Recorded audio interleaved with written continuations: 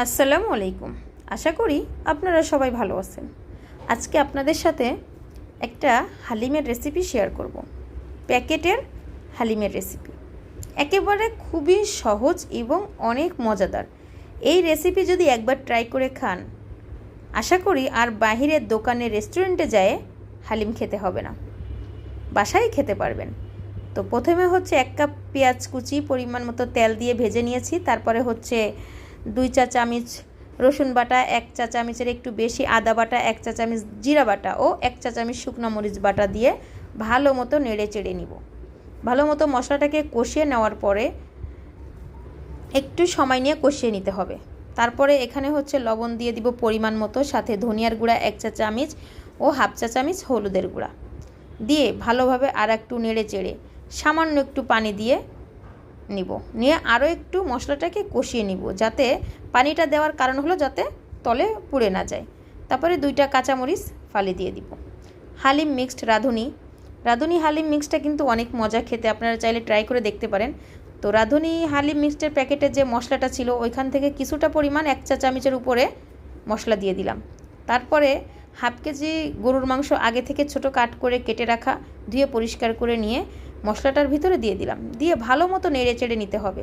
যতক্ষণ পর্যন্ত ভালো মতো মশলাটা না ঢুকে ততক্ষণ পর্যন্ত আমি মাঝারি টু লো হিটে মশলাটা কষিয়ে নিব।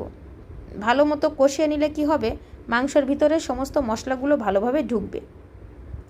কষিয়ে নেওয়ার পরে এখানে হচ্ছে ঢাকনা দিয়ে ঢেকে ভালো মতো কষিয়ে নিব। আর আপনারা যারা আমার ভিডিওটা দেখেন, একটা লাইক দিয়ে আমার পাশে থাকবেন, পুরো ভিডিওটা দেখবেন। আশা করি যারা নতুন আছেন কিছুটা হলেও তাদের উপকারে আসতে পারে। তারপরে এখানে গরম পানি দিয়ে দিব। পরিমাণ মতো গরম পানি দিয়ে মাংসটাকে সেদ্ধ করে নিব। আপনারা চাইলে এভাবে প্রেসার কুকারেও কিন্তু করে নিতে পারেন। তারপরে মাংসটাকে কষিয়ে নেওয়ার পরে এই পর্যায়ে মাংসটা ফুল সেদ্ধ হয়ে গেছে। আগে থেকে আমি রাঁধুনি হালিম মিক্সের প্যাকেটের ভিতরে যে রাঁধুনির চাল এবং ডালটা ছিল, আমি সেটা ভিজিয়ে রেখেছিলাম 20 মিনিটের মতো। সেটা দিয়ে ভালো মতো নেড়ে চেড়ে কষিয়ে নিতে হবে। বেশ কিছুক্ষণ কষিয়ে নিতে হবে। ভালো মতো করে একটু কষিয়ে নিলে টেস্ট এবং ফ্লেভারটা ভালো আসবে।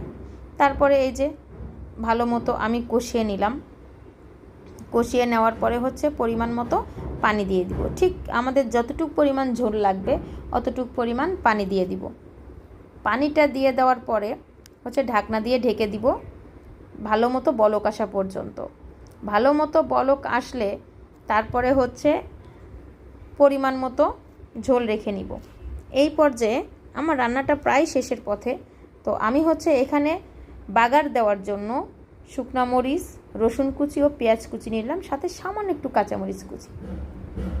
তো এভাবে নিলে কিন্তু অনেক মজা হয়। আরও একটু লাস্টে নামানোর আগে আরও একটু হচ্ছে আমি রাঁধুনি মশলাটা দিয়ে দিলাম।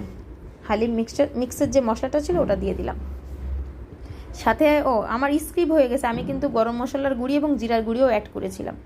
আলহামদুলিল্লাহ, সর্বশেষ আমার রান্নাটা শেষ। বাগারটা দিয়ে আমি ঢাকনা দিয়ে কিছুক্ষণ জাল করে নিয়েছিলাম। খেতে কিন্তু অনেক বেশি মজা হয়েছিল। আপনারা চাইলে এভাবে ঘরে বানিয়ে খেয়ে দেখতে পারেন। খেয়ে আমাকে কমেন্ট করে জানাতে পারেন আপনাদের কাছে কেমন লাগলো। সবাই ভালো থাকবেন। আল্লাহ হাফেজ।